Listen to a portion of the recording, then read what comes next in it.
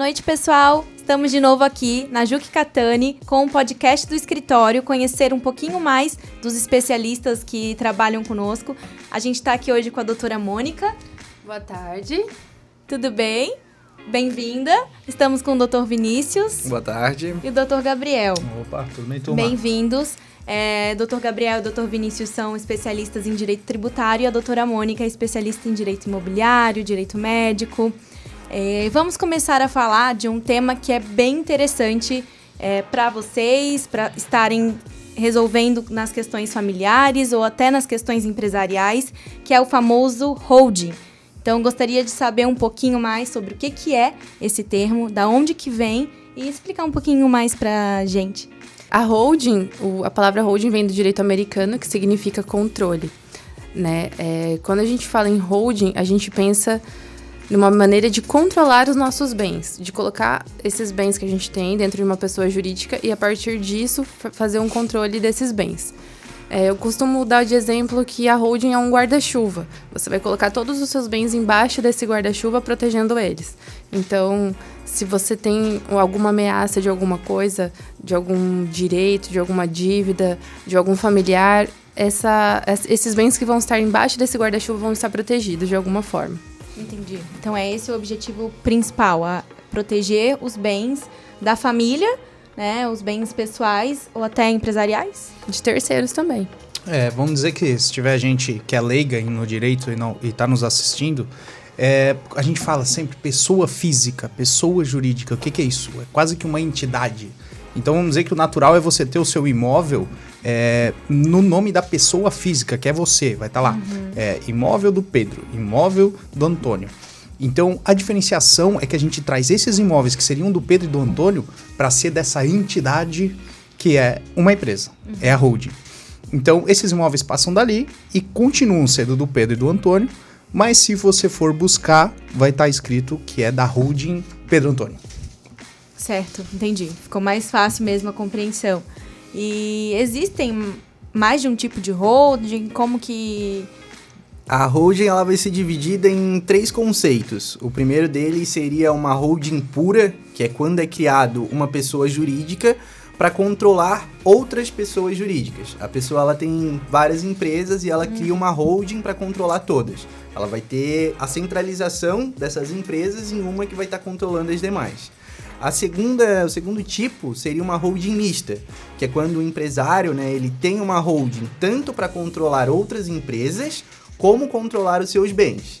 E o terceiro tipo de holding, que é o mais comum, né, o que a gente vê os empresários fazendo mais, é uma holding patrimonial, que é o quê? É basicamente isso que os colegas acabaram de falar, é colocar o patrimônio, os bens, os ativos numa pessoa jurídica para tu ter toda essa economia tributária, ter todo esse controle mais fácil por meio dessa PJ. Entendi. Então, até visando uns objetivos da holding, não é só proteger, também economizar. Também economizar. Se você for fazer uma holding, né, um dos principais objetivos, além, né, dessa proteção patrimonial, de concentrar tudo numa única pessoa jurídica, é a economia tributária que isso vai estar te gerando. Se a gente for pegar um exemplo bem claro, seria o quê? Uma pessoa que tem vários imóveis que estão no nome dela, ela utiliza isso dali para locação. Ela vai ter uma renda muito grande em cima da locação desses imóveis. E ela vai acabar pagando o quê? Um imposto de renda de mais ou menos uns 27,5% em cima desse patrimônio. Se ela colocar isso tudo dentro de uma pessoa jurídica, a tributação ela vai girar ali em torno de 11%, 15%, dependendo do regime que essa holding ela for criada. Então isso dá uma economia tributária muito grande. Mais na frente ali o Bellini vai dar um exemplo na prática, mais ou menos, quanto que isso pode economizar. Não, mas e além do que a gente está conversando, eu vou dar um exemplo que ele é estupidamente difícil de acontecer, mas ele é muito didático. Imagine-se um cara que ele tá lá no milhão, no bilhão, cara rico, verdadeiramente rico. E ele tem um avião, esse cara. E daí, não sei por quê, porque ele não tem advogado, o avião tá no nome pessoa física dele. Não tá no nome de uma empresa. Se esse cara voando por algum motivo que seja, o avião, nem ele, só por ser o proprietário, o avião cai e mata um pessoal ali, meu Deus, acabou a vida dele. Acabou a vida dele. Ele nunca vai conseguir se recuperar financeiramente de uma situação dessa. Diferentemente seria no caso dele ter essa holding. Claro que, meu Deus, tudo que tiver dentro daquela holding ali vai para o espaço também indenização. Só que a vida física dele, em questão patrimonial, se não haver a confusão patrimonial, se realmente é bem estruturado, ele teve um advogado bom, e se ele é bilionário, provavelmente ele tem, nesse caso, não atinge tanto assim. Então, Entendi. é segurança. Entendi. Então, as vantagens da holding. É econômica, é segurança, é proteção. Existe mais alguma que a gente não mencionou? Um outro ponto também importante, né, das holds é o quê? Os conflitos familiares, que a gente pode estar evitando. A doutora Mônica tem mais propriedade nesse assunto, então eu vou passar a palavra para ela estar falando. Eu vou dar de exemplo que uma das piores demandas que existe, que mexe com o psicológico da pessoa, é o inventário. Quando a pessoa chega para lidar com o inventário, ela tá com uma perda de um ente familiar, né? E vai ter que envolver muito dinheiro ali para pagar imposto, para contratar advogado. Então envolve vários sentimentos e acaba afetando o psicológico da pessoa. Sem contar se tem briga familiar, briga entre herdeiros, vai discutir, vai haver aquela discussão entre irmãos, entre parentes, pessoa. Sempre tem, né? Sempre tem. É um caso bem desgastante o inventário. Então, com a holding, você deixa de ter essa fase desgastante. Você já se estrutura melhor para não ter que chegar nessa fase de briga familiar lá na frente. Sem contar toda a parte de economia e tudo mais que gera. Toda família pode constituir uma holding? Ou é família bem direcionada, né? Para famílias mais ricas, com maior poder aquisitivo, enfim... Só fazer um plus do que a Mônica estava comentando sobre a família. Imagine-se que também mexe um pouco com o ego. Porque, existe uma matriarca, ou a matriarca ou o patriarca que cuida dessas famílias e tem os seus herdeiros. Enquanto ele está em vida, é muito melhor para a sucessão, ele garante muito mais o que ele quer que seja feito com os bens dele para os filhos dele. Então, não precisa... É muito difícil a gente conversar sobre sucessão, conversar sobre morte numa família. Falar, pai, vamos sentar aqui porque um dia você vai morrer. É difícil. Só que dessa forma, é a forma que o pai mais consegue participar em como e para onde ele quer que os bens dele vão. Um planejamento mesmo. Ele já deixa dividido e planejado como ele quer isso no futuro, como que os filhos vão lidar com isso no futuro. Quem que vai prestar contas de uma empresa, quem vai trabalhar na outra, ou só vai receber e não vai administrar, não vai ter poder de direção, dá para fazer várias formas de divisão ali dentro da holding, diferentemente no inventário, que vai ter que ser dividido em partes iguais, se não sair um outro tipo de acordo. Entendi. Até na questão da administração em si da empresa, né? O patriarca, ele pode definir qual o filho que vai estar tomando as iniciativas daquela empresa, né? Ele pode definir isso em vida, porque na hora do falecimento, se não tem nada definido, é o que o Bellini falou. O ego pode falar mais alto, um irmão quer ser o presidente da empresa, o outro também quer, e acaba levando a empresa à falência por ego, né? Destrói o patrimônio da família, que é uma coisa que com certeza o pai, né, o patriarca não queria isso por até uma falta de planejamento e de conhecimento, às vezes, porque não tem conhecimento da holding, é por isso que a gente está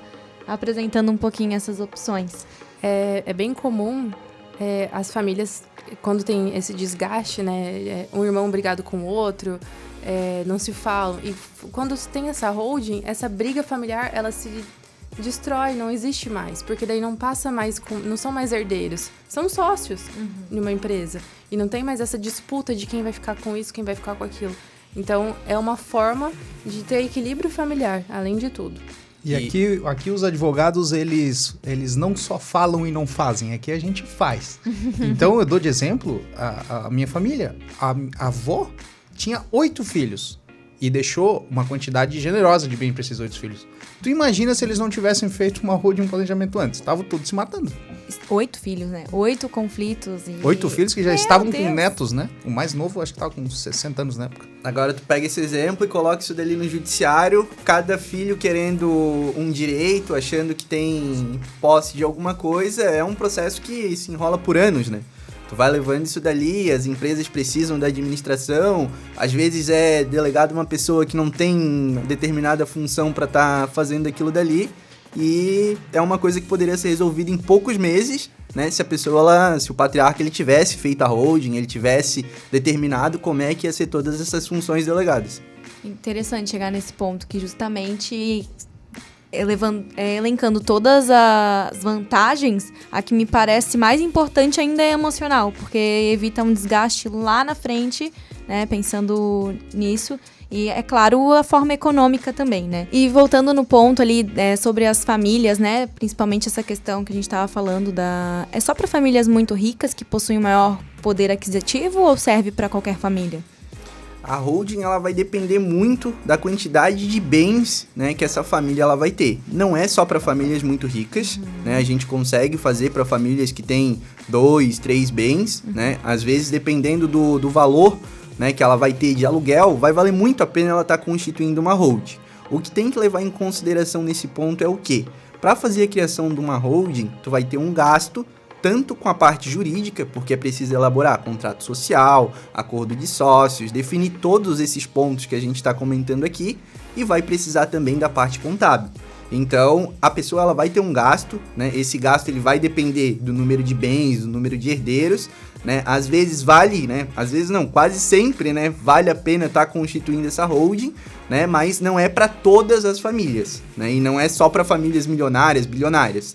É muito interessante fazer um estudo, né? Na prática para ver o que vai valer a pena ou não, né? Porque a pessoa ela tendo essa análise do que ela tem de bens, do que ela tem de herdeiros, né, e quanto que ela vai gastar para fazer uma holding, a gente já consegue dar essa análise, né? Ó, tu vai ter essa economia, os teus bens são esses e tu vai ter determinado gasto lá na frente. Então, se ela for colocar isso no papel, eu acredito que vai valer a pena para ela. E eu acho que além da matemática, vale um pouco também a emoção.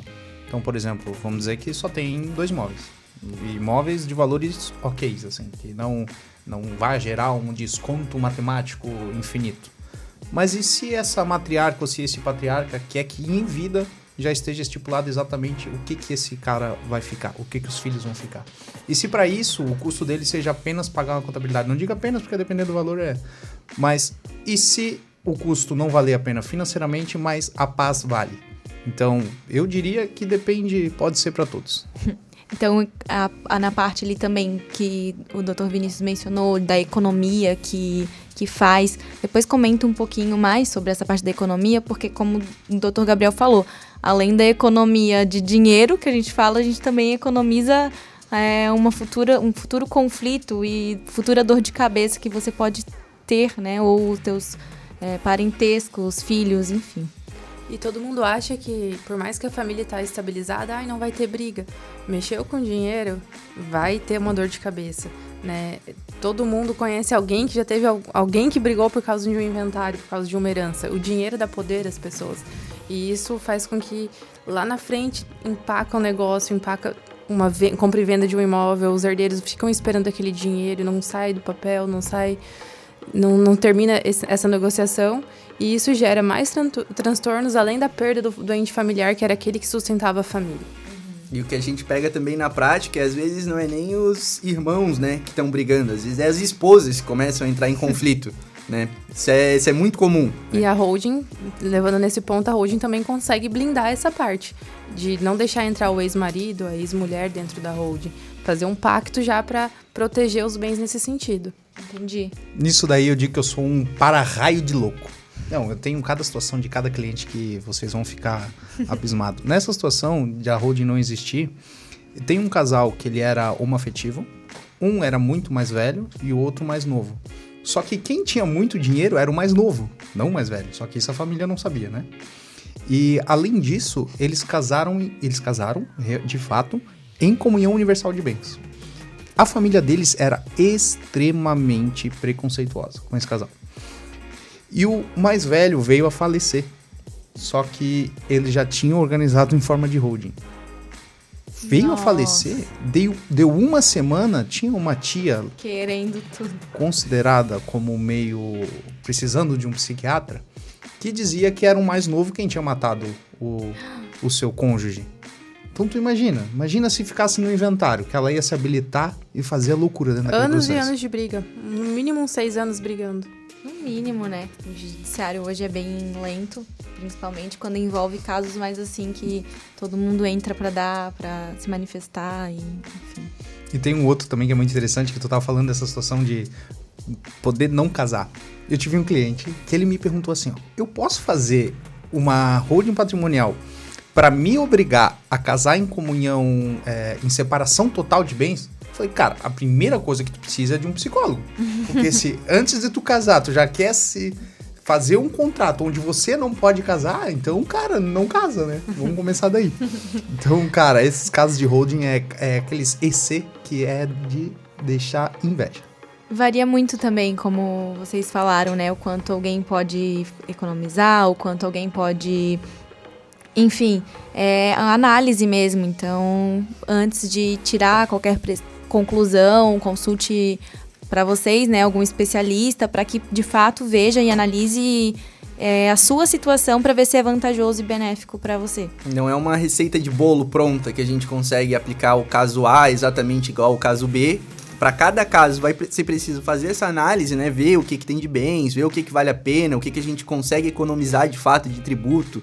E isso tudo ali vai envolver cada caso. Não tem como a gente aplicar do A para o B.